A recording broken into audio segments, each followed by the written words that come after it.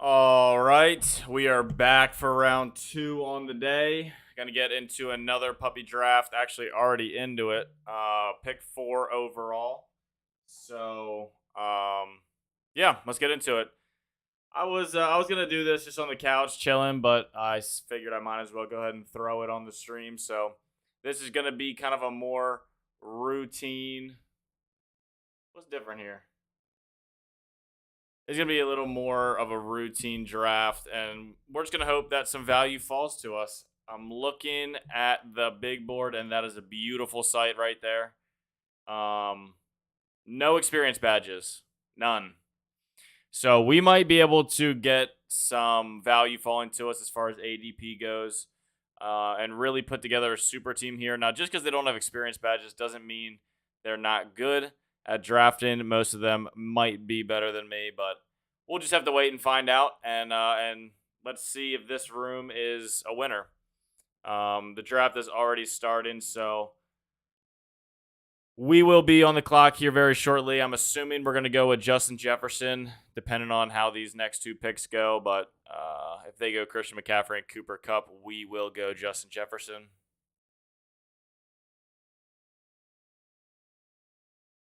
Yep, and that's exactly what happens. I've been dying for some more teams with Justin Jefferson on it, so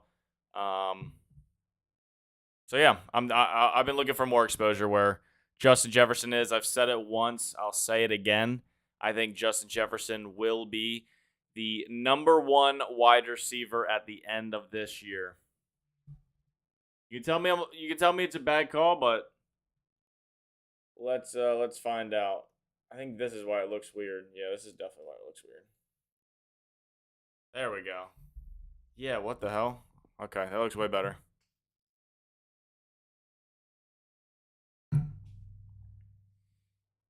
Oh. I feel like there's an app where, like, can I? Let me see something. Oh, I guess it's not. I guess I'd have to do this. But you guys really can't see that, can you? I mean, I could do this.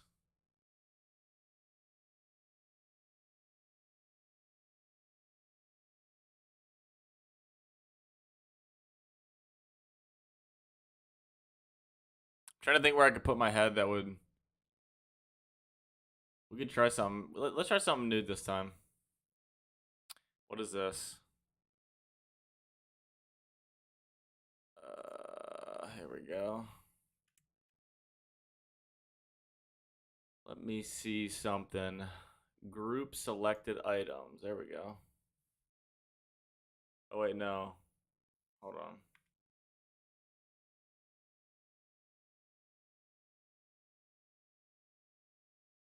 Bear with me.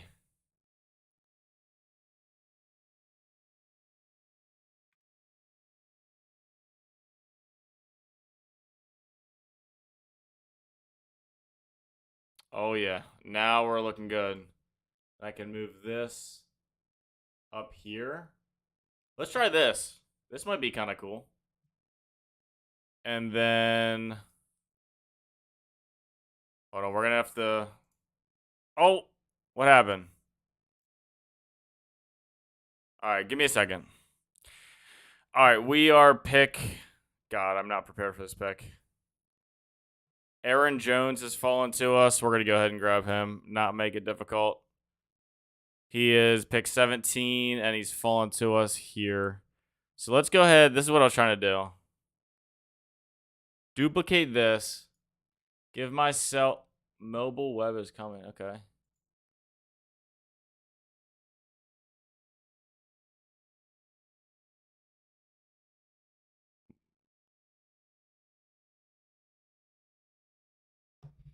Can I not have 2 draft windows open? Is that the issue here?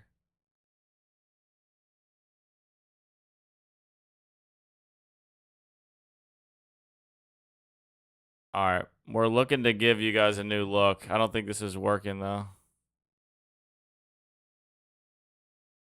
Yeah, see? You can't have multiple windows open. So what we could do... We could do this view for a while. And we could pick from our phone, see if that.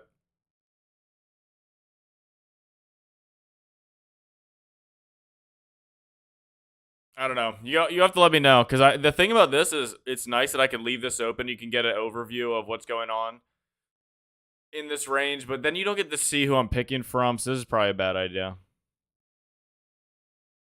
Plus, like having my phone here is kind of annoying as well. Although it is nice to be able to see both. We went with Justin Jefferson and Aaron Jones. No real value falling to us here. We'll go ahead and see who Stepfield picks. I'm assuming they're going to go with T. Higgins, would be my best guess, because T. Higgins has fallen here quite a bit. And if he doesn't go, then we'll take him.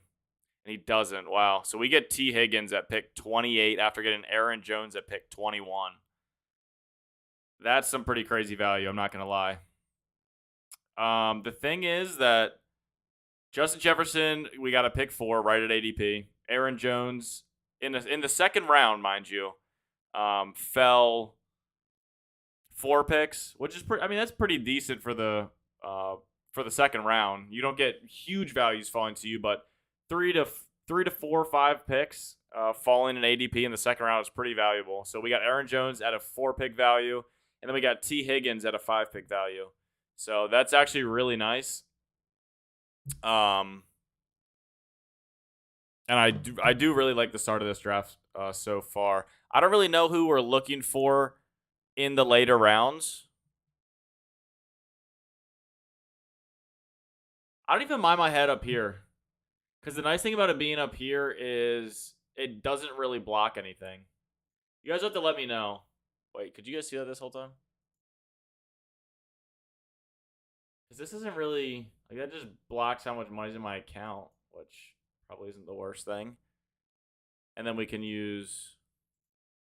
Then we can use this, which makes it a lot easier. Because the thing about this view is you still get the big board, but you also see the counter of who or of how many players are at each position on the guys that are coming up.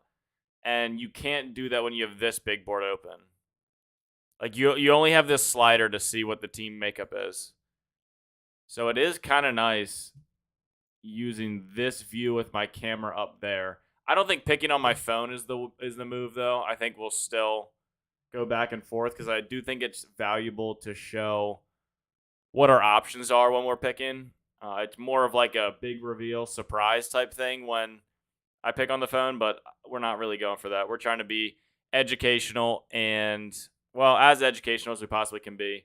And if you guys don't see the options, then that is, I don't know, I don't think that's showing any value. But I do like the camera up here because it allows us to use this view.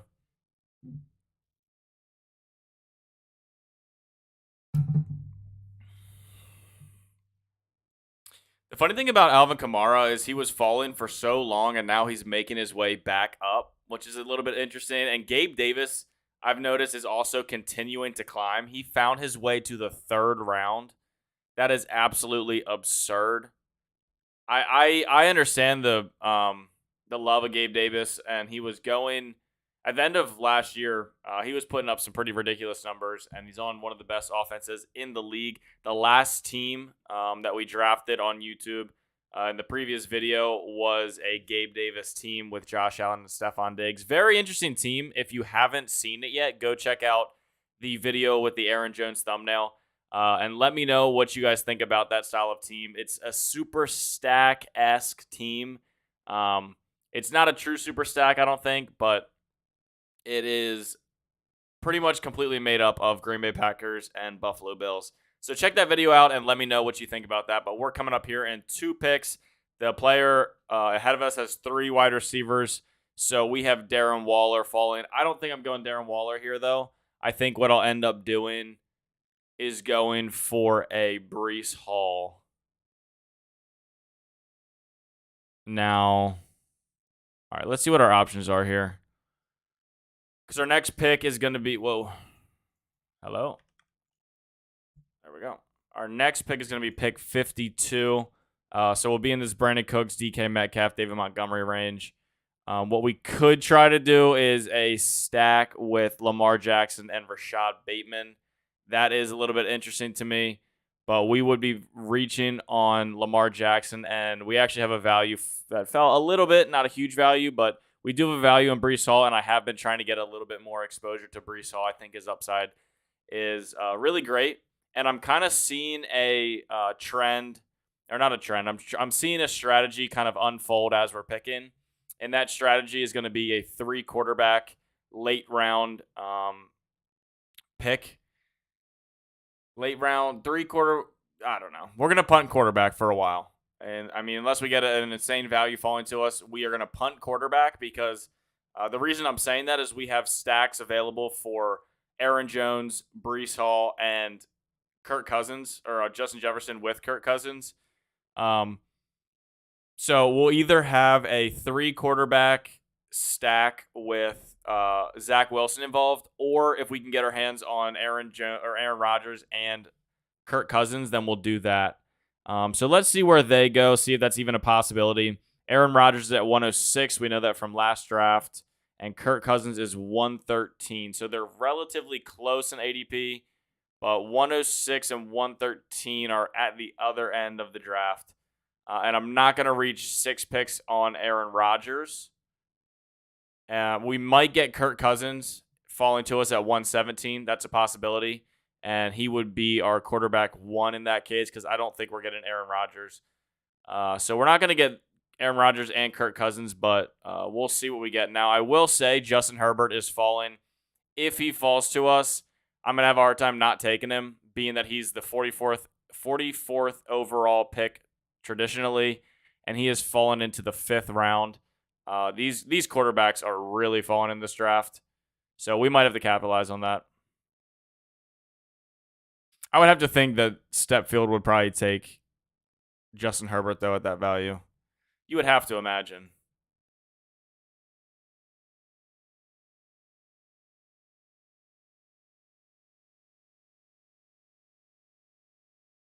He does go Justin Herbert. Okay, that makes sense. So, we have George Kittle available to us. Trey Lance is 79.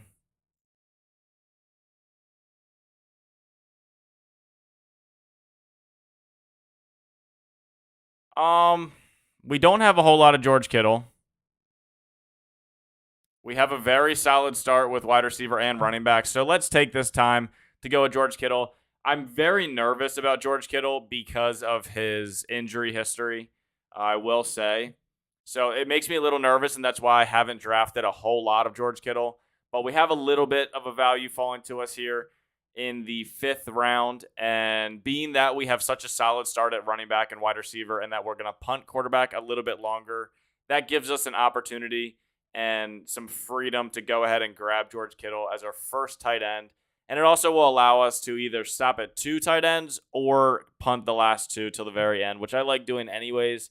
And, even if we punt till the end, we might even end up grabbing just 2 regardless. So we'll wait and see for that. Something that would work out very nicely is if Kirk Cousins does end up falling to us at 117, we can grab him and then look for an Irv Smith pick for the double stack with Justin Jefferson, Kirk Cousins, and Irv Smith. That would be ideal. I don't know.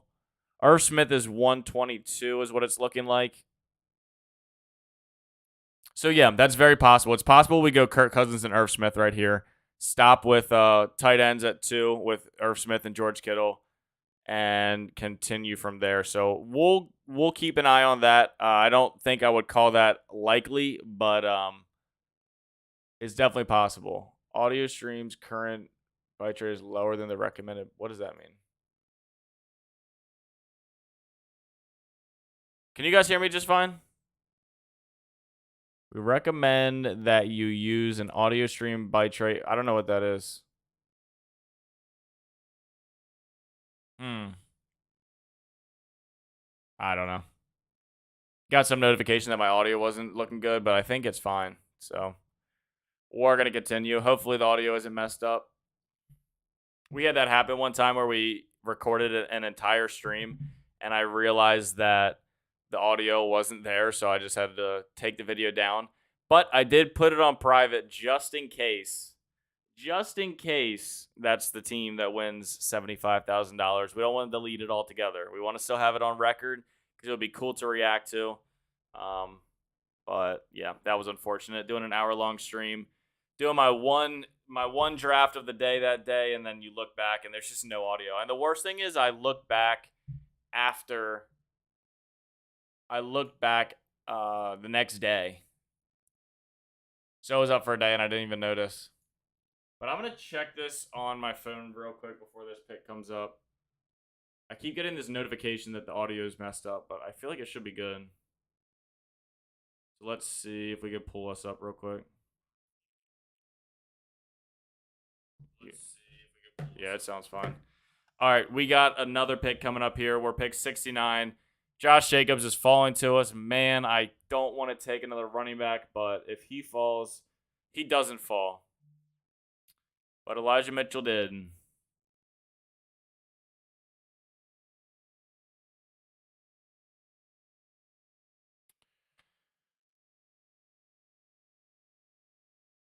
We're getting a little switch up in strategy here. I just saw something that I liked, so I'm going to go for it. You probably know what it is already. But I will say the way I'm drafting this draft is like it is I'm drafting it like it's a redraft, and I think what will end up happening is I'm going to be starving for receivers later, just based off of where. Oh, I forgot we weren't doing that. These are the only two picks I have to take for wide receiver before the 12th round. Ugh. That's feeling a little bit rough, but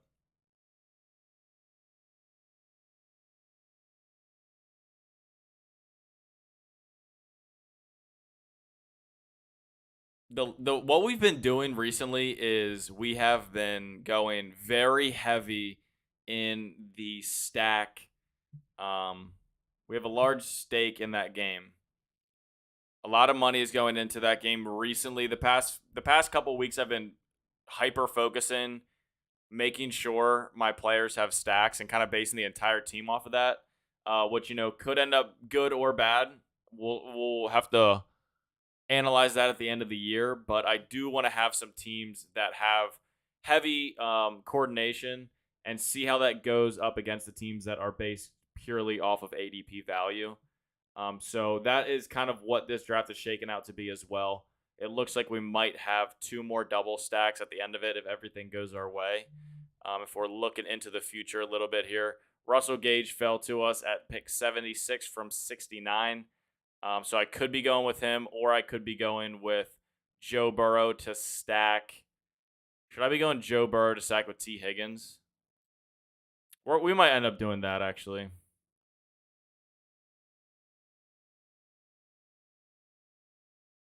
No. We want to go with Trey Lance here just because we're setting up the double stack, or actually we have the double stack with Elijah Mitchell and George Kittle. Elijah Mitchell's a little bit more of a stretch, but we're going to go ahead and take that coordination. I probably, like, if we were going disregarding, not even disregarding stacks, because Joe Burrow would stack nicely with T. Higgins, but I like the rushing upside on Trey Lance. So when we're going Trey Lance versus Joe Burrow as far as end of season production, I think it's very possible that Trey Lance beats Joe Burrow in points. Not necessarily in team productivity, but just in fantasy football points, it's possible that he passes Joe Burrow. And being that we already have George Kittle and Elijah Mitchell, that's why we went with Trey Lance over Joe Burrow in this case. It was kind of hard to pass up Russell Gage at what was it? I think it was like a 7-pick value. So that was a little bit rough, especially with the wide receiver situation we're in right now. We're drafting a very balanced team, again, that is heavily coordinated on stacks. But I will say that I think we're going to be playing catch up with wide receiver, because if we look forward, if everything goes our way, we have this turn to pick wide receivers, and then the following turn is going to be a quarterback and a tight end to continue our double stacks. So now that being said, it's possible we don't end up getting a double stack here, because Kirk Cousins' value is at 113 and we're looking for him at 117. So it's very possible we don't even get that anyways. And if we don't get Kirk Cousins, I don't know if we're necessarily going for that Irv Smith stack. We'll probably just end up going 4 straight wide receivers, which is probably what we should do anyways, especially since we have Trey Lance up here now. But being that we have Justin Jefferson and that Irv Smith falls around this 124 range, we are going to take Kirk Cousins here if he's available and look for that double stack. If not, we'll kind of wing it and maybe go with the 3 quarterback build later on.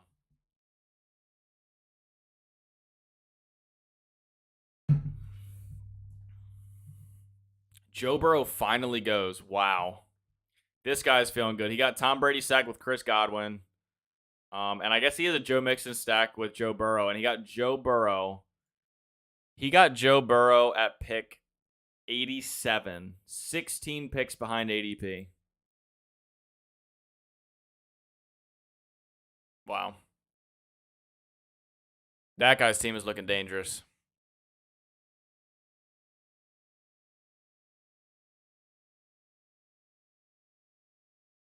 And this is what I was talking about as far as... Oh, we're coming up here. 1 second.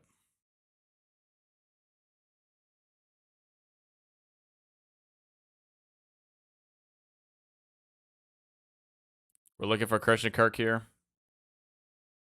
This guy is 1 quarterback, 1 running back, and 1 tight end, 4 wide receivers. He's definitely incentivized to go something other than wide receiver, so it's possible, but we end up not getting him. So what we're going to do is we're going to go ahead and grab...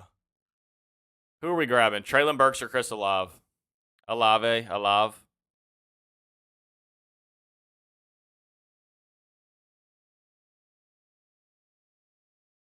We're going to go Chris.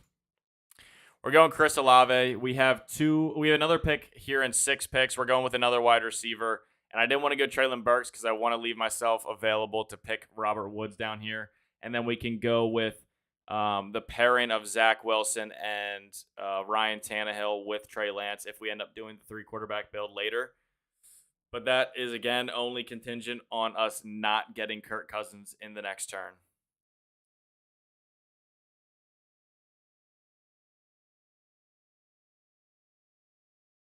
I will take Treylon Burks if he's available here. But I honestly have been preferring Robert Woods over him. But just based off of the availability in the beginning of the year, we do want to go with Treylon Burks if he is available. And it also gives us that upside that we do end up getting Treylon Burks. It gives, when we're drafting, when we feel like we're trying to make up a position. So, we were vocalizing how we were feeling behind in the wide receiver room, and we're trying to make up the productivity when we're punting that a little bit further than we should.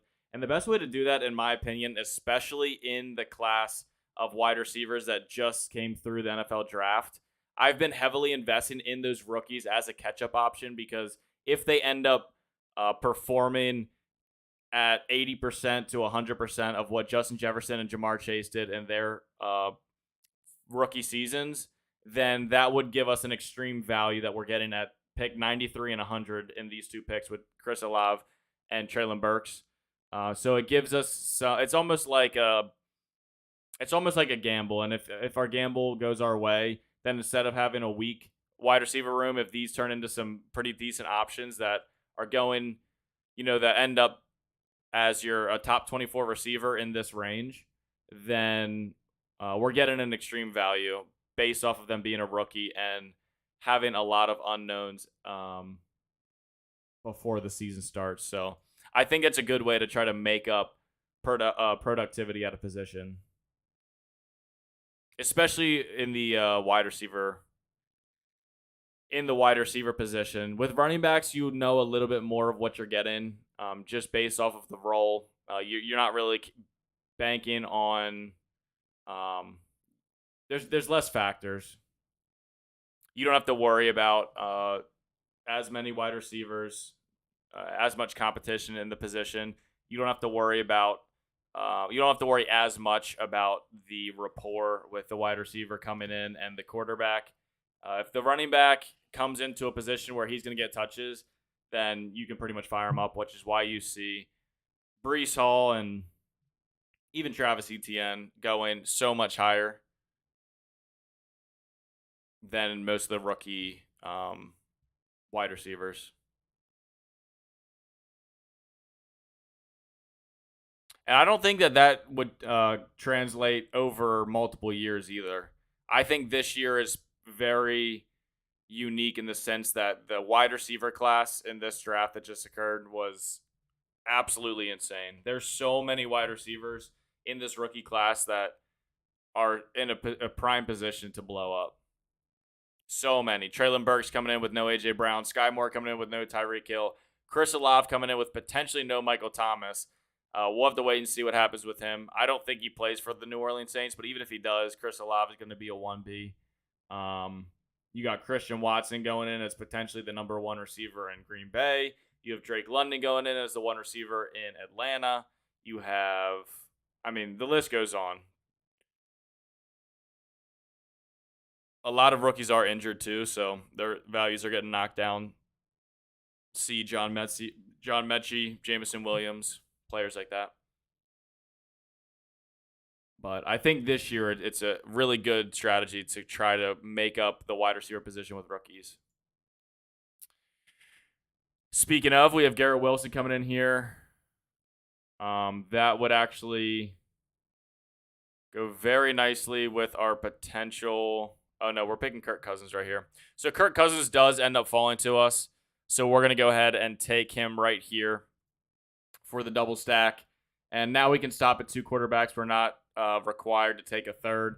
If we missed I would say, if we missed Tua, you're in the range where you probably want to take 3. That's a huge drop-off after Tua, in my opinion. But now that we have Kirk Cousins, we are going for the double stack with our quarterbacks, our tight ends. Brees Hall. Oh, wait, no, not Brees Hall. Justin Jefferson and Elijah Mitchell. That would be the 2 double stacks. But that's as long as Irv Smith does not get taken from us right here, which I doubt he would. 1 or 2 of the teams have a tight end already. Garrett Wilson goes. I think we're really just looking for Brandon is fresh to pass on Irv Smith, and we should be good. If Irv Smith goes, that's going to be a little gut-wrenching, just being that we invested on Kirk Cousins pretty much solely on the idea that we were going to get a double stack.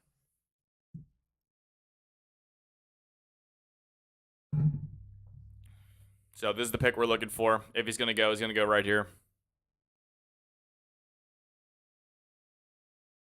He doesn't go. I'm not really as worried about Stepfield taking him, so we should be able to grab Irv Smith for the double stack.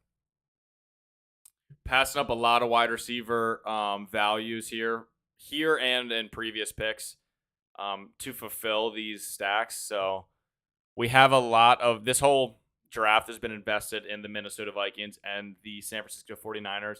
But those are 2 teams that I really think has plenty of upside in the offensive side of the ball, and we have a double stack in both.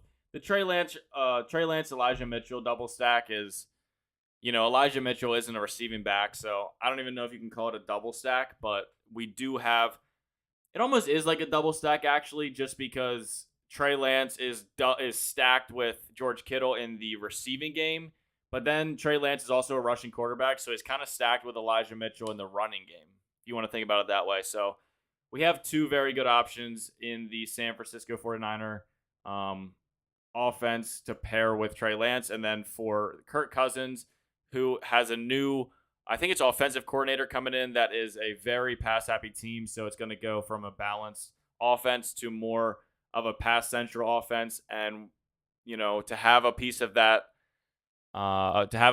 game plan, we have Kirk Cousins, Justin Jefferson, and Irv Smith. And again, Justin Jefferson will be the number 1 receiver at the end of this year. There was a lot of hype behind Irv Smith going into last year, and he was being drafted pretty far up the board as far as tight ends go. And obviously that all died out with his injury, but now coming into the position he's coming into in Minnesota, we could be looking at a tight end that comes up from basically his rookie season to an injury into a top 10 and potentially even a top 5 tight end. I'm not betting on top 5 tight end. I'm just saying it's definitely in the range of outcomes for Irv Smith. Some people don't have that in the range of outcomes. I don't even think like this range, Mike Gesicki, Cole Kmet, they're not going to get top 5 finishes. But a player like Irv Smith is definitely that's in his range of outcomes, especially with the new offense going into Minnesota. So we probably should pull up the big board and start looking ahead to see where we got to go. I mean, we're pretty much tied to the fact that we need to go wide receiver at this point. And the issue that we're going to run into is being that we made our team it was so much based off of a lot of the picks were based off of getting a stack that we punted running back and wide receiver quite a bit to where we're going to be playing catch up for the rest of the draft. And, I think that the stacks that we ended up getting are really nice, and I really do like them. And being that we still need both running back and wide receiver, we will still be able to choose between values when they do fall to us in those positions. But we're done with tight end and we're done with quarterback now. So for the rest of the, 1, 2, 3, 4, 5, 6, 7, next 7 picks, we're going all wide receiver and running back just at best player available. I don't think there's any players that will fall to us that we can build into a stack. I mean, I guess KJ Osborne will probably be there at some point that we could try to take him here at 141. Yeah, so we might be able to get him at 148.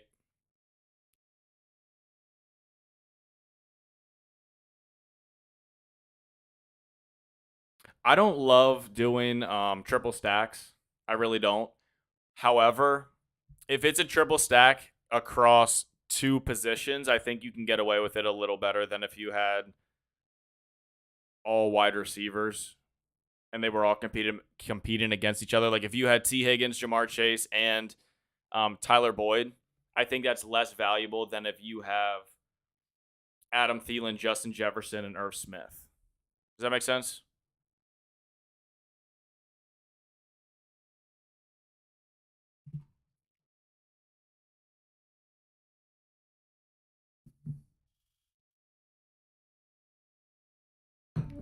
Whoever's in here, do you like the camera up here? Let me know if you like it up here or where it used to be. In the meantime, we're going to go ahead and take Jameson Williams. Grab another lottery ticket for... not expect to be ready for training camp. 12th overall pick to select...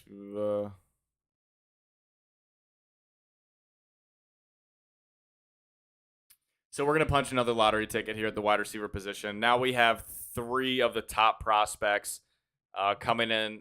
So if even one of them blows, then we're going to be pretty set at the wide receiver position. And I think we're set to have at least one of these receivers do well. I forget where Treylon Burks went, though.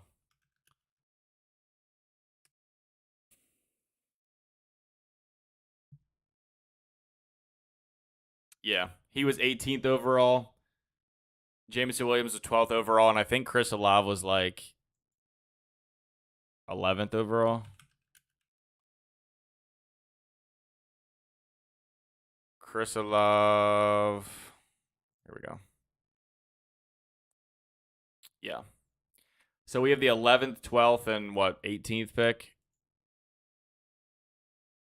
So, I mean, one of these guys is destined to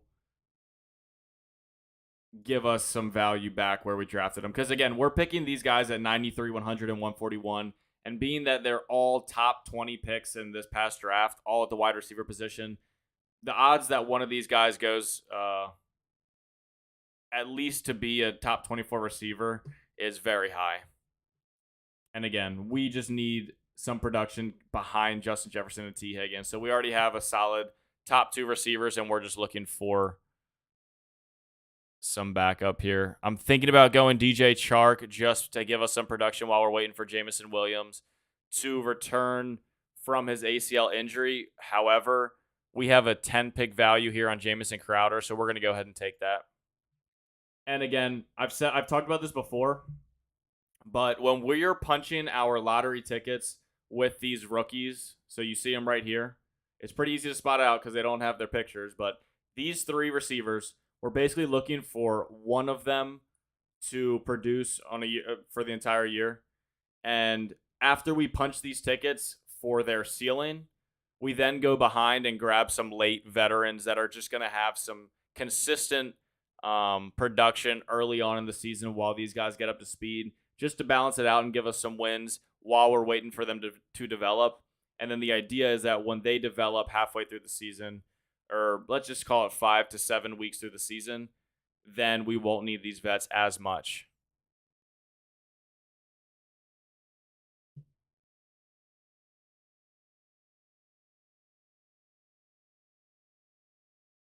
I think we're putting ourselves in a position to start looking for some more running backs. I would feel comfortable taking, honestly, 2 back to back. Let's see what this range is looking like though, because sometimes the range will dictate who we should be taking. So let's look ahead to 165 and 172 and see what we're looking at. 165, 172 is honestly looking more like a oof.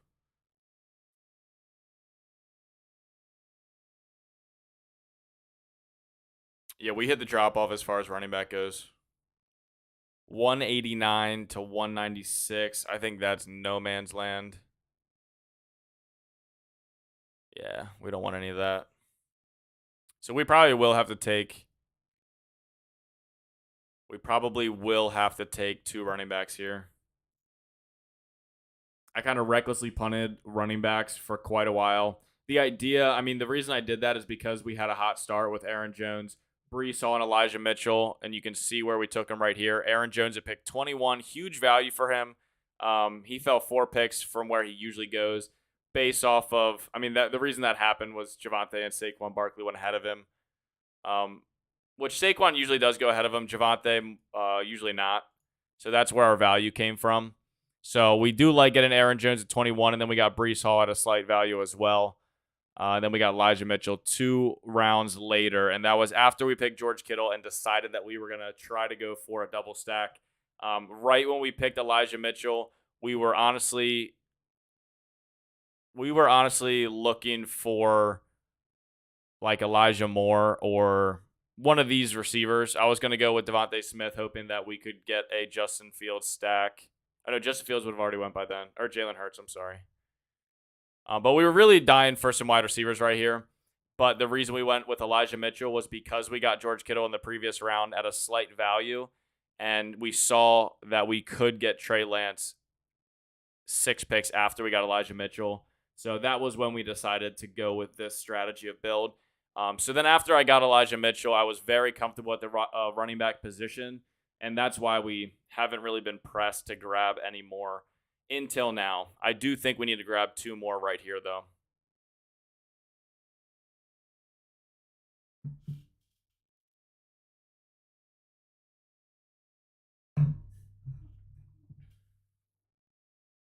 Unless there's any pushback, I think I do like the camera up here. So let me know if there's a reason why it doesn't look good up there, but I think I prefer it up there because we can switch back and forth to this a lot easier. So we'll probably go forward with that. And I think it gives a lot better of an insight of what's going on. You can see the big board, but then you can also see the numbers below the teams of what their player counts are looking like. So I do like this view. And I'll show you again, but we're not really. Can you see that? Can you see that? Yeah, you can see that. We're not really blocking anything. The only thing we're blocking is our amount of money in our account, which, again, probably not the worst thing if we cover that. I don't really care, but I don't think it's a negative. We're coming up here. I'm really nervous that when I close this, there's not going to be any running backs for us. I'm actually pleasantly surprised. We have Kenneth Gainwell falling all the way to 165, which is really exactly what we're looking for. So we're going to take him, no questions asked. I do think that's a really good pickup in this range.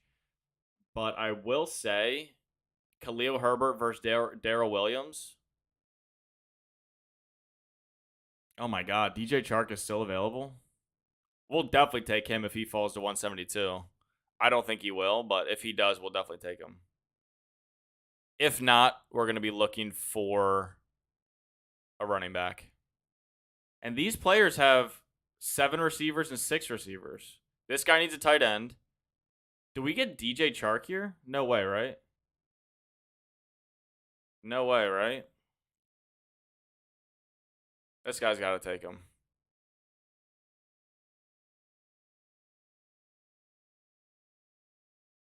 Don't do it to me. Don't do it to me. You need a tight end. You go Darrell Williams. We're going to get DJ Chark at an extreme value. Almost 20 picks behind ADP. And the reason this is so valuable for us is because we got Jameson Williams. So who's a better veteran to back up or to pad the stats for Jameson Williams while he recovers from his injury than DJ Chark, who's a receiver that's taken his place. So that actually works out perfect as far as roster construction goes. We have DJ Chark to fill in and make up for Jameson Williams. Once Jameson Williams comes in, DJ Chark's value goes down and they flip. So if we have both of those options, then we are looking really good there. So I think that our wide receiver room is actually shaking out really nicely. And then we're just going to be looking for another running back in 13 picks. So that's actually really nice. Kenneth Gainwell falling to us is really nice. This late portion of the draft is really working out in our favor and is kind of letting us fill in some gaps that we created for ourselves when we were going and making these double stacks. So it's actually working out really nice, and I think this team has a lot more potential than it did at round 11, say, being that we were able to go Jamison Crowder for a veteran presence, Jameson Williams, pair him with DJ Chark, who's his replacement in the meantime, and then get a value in Kenneth Gainwell. These past 4 picks have been huge and have made the potential for this team go a lot higher than what it was before. And this is why you can't check out in the later rounds. And honestly, the later rounds are the most important part. That's where you're going to get your insane values. That's where you're going to get your league winners. See Amon-Ra St. Brown from last year. See Rashad Penny from last year.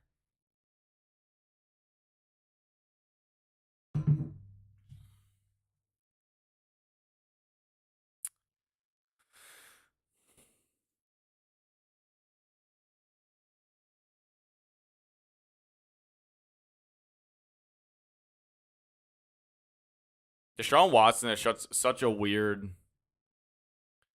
His ADP has been all over the place this year. Earlier, when I first started drafting, he was going like up in this range. Then he fell all the way to almost undrafted at one point.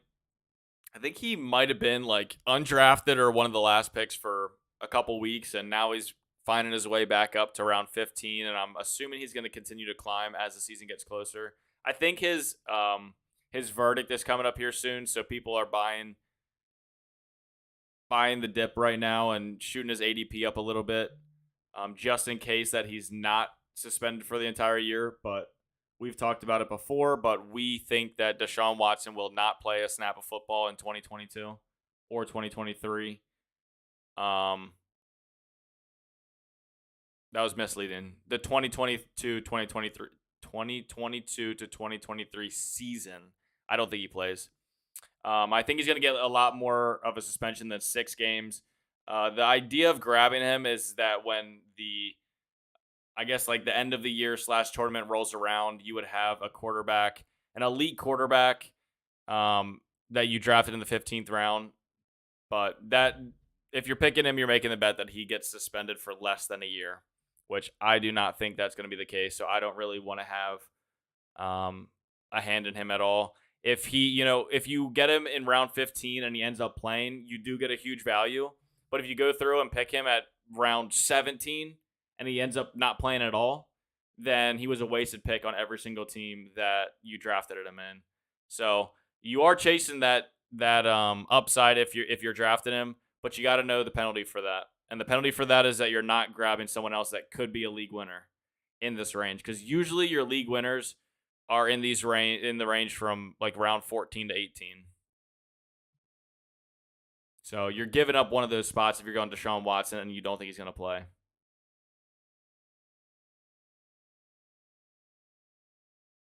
J.D. McKissic is available. That is who we were looking for. Not too much of a value, but we're going to go ahead and take him. I think he does have spike week potential to be relevant as the fifth running back on our team, whereas some of these guys do not. I will say I do like Jerick McKinnon's potential for some spike weeks. I think he's a very similar back to J.D. McKissick. It's just J.D. McKissick has less competition. You might say that Brian Robinson is J.D. McKissick's new competition, but I don't think that's the case. Brian Robinson is more of competition for Antonio Gibson, and J.D. McKissick will be the third down passing back for the Washington Commanders going forward. So that always allows him to have some upside potential. It's almost like a poor man's Nyheim Hines. Whereas Mark Ingram will only be relevant for the weeks that Alvin Kamara is suspended, and then after that, he's not going to produce at all. So I'm glad that he went Mark Ingram instead of J.D. McKissick, and then we were able to scoop J.D. McKissick to at least give us potential throughout the season. Now, what I will say is the season, if you zoom out and look at the season as a whole, Mark Ingram has a higher ceiling as far as total points goes than J.D. McKissick, just because if there was an injury to Antonio Gibson, then Brian Robinson would play and J.D. McKissick would keep his same role. Whereas if there was an injury to Alvin Kamara, Mark Ingram would have the bell cow running back role. So on a season-wide standpoint, Mark Ingram does have the higher ceiling, but you're banking on an injury for that. Whereas J.D. McKissick, you know what you're going to get for the entire season.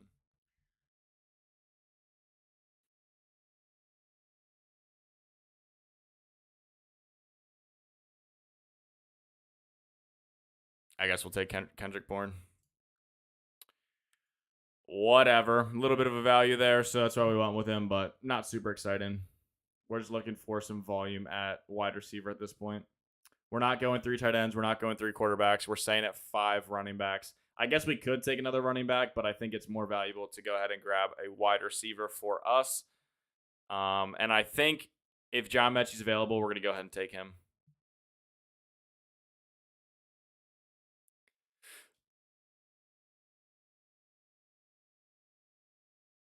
Although I don't know if he will be available because we're pretty much we're not pretty much. We are the fourth to last pick. So we have, what is it, like 13 picks to 15 picks to weather. I don't know if John Mechie's still available for us till then. If he's not, we're going to be looking at a severely downgraded class of receivers in the Zay Jones, Brian Edwards, Byron Pringle range. I don't think there's anyone down here that gives us a potential stack. N'Keal Harry's a little bit interesting. A little bit. Because maybe he has a little bit of a resurgence this year with a new quarterback and a new system. It's possible. I don't think it's probable. Although if I do have Justin Fields, I will be making that bet a little bit more. I think I would rather grab N'Keal Harry than Byron Pringle. Even though Byron Pringle has a higher ADP. I don't think that. I think we know what we're getting with Byron Pringle. We saw him with Patrick Mahomes, one of the best quarterbacks in the league, and he didn't do much. N'Keal Harry, we saw on a run-heavy offense with a very strict program with a rookie quarterback. Yeah, we had Tom Brady there for a couple years, but I think that ship was already sailing. So, I'm not in love with either N'Keal Harry or Byron Pringle, but if we're in a position where we have Justin Fields and we're looking for a receiver late in the draft, as in the last pick, I would rather take a shot on N'Keal Harry than Byron Pringle. Even though if you look up the depth chart, it'll say that Byron Pringle is the wide receiver 2 overall as of now. That will change. N'Keal Harry has more value based off of the type of receiver that he is. Darnell Mooney is basically just a better version of Byron Pringle. So to bring in a big body wide receiver like N'Keal Harry to complement Darnell Mooney would be far more valuable for the Bears, which is why I think he'll be the wide receiver 2 starting the year for the Chicago Bears.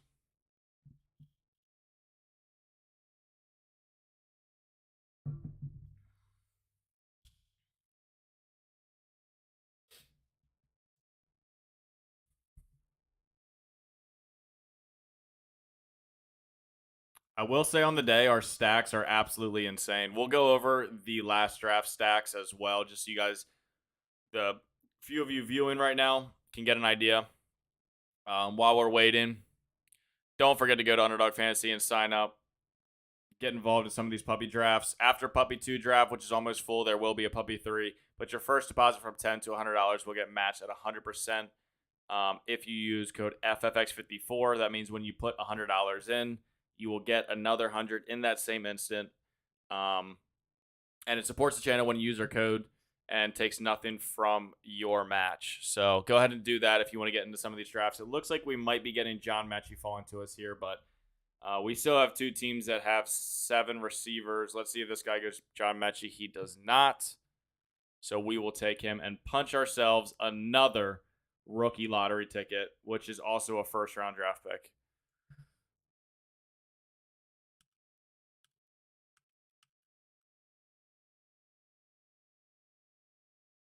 I got to start doing my ranking analysis just so I can get more familiar with these receivers so I don't have to look them up every time. It looks like John Mechie was actually a second-round draft pick, but I would have to believe that that is based off of his injury. Mechie was diagnosed with slightly enlarged heart in high school. Jesus Christ.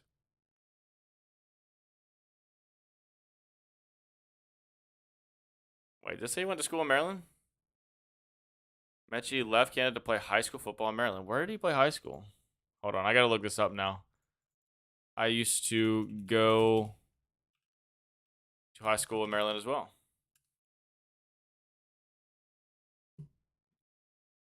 College football, where is he? John Mechie High School. St. James School, Hagerstown, Maryland. Yeah, that wasn't by me. Okay, anyways. Let's do a quick recap on this draft. We did a good job with our correlations and got some double stacks again. Our projection was 2,600, which is decent as far as projections go. Again, we don't put a whole lot of weight in that, but I'm still curious to see what our projection is at the end of every draft. But we went with a 2 quarterback, 5 running back, 9 wide receiver, 2 tight end build.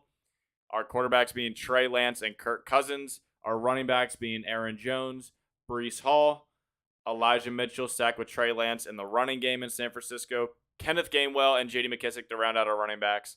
Our wide receivers are Justin Jefferson, who is stacked with our quarterback Kirk Cousins. We got T. Higgins at a 5-pick value in the second round, or in the third round, excuse me. We got Chris Olave. Someone correct me if I'm saying it wrong. Traylon Burks, Jamison Williams, Jamison Crowder. Got DJ Chark to balance out the Jamison Williams injury.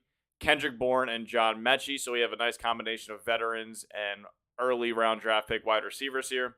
And then our tight ends are George Kittle and Irv Smith, both being the double stacks with their respective quarterbacks.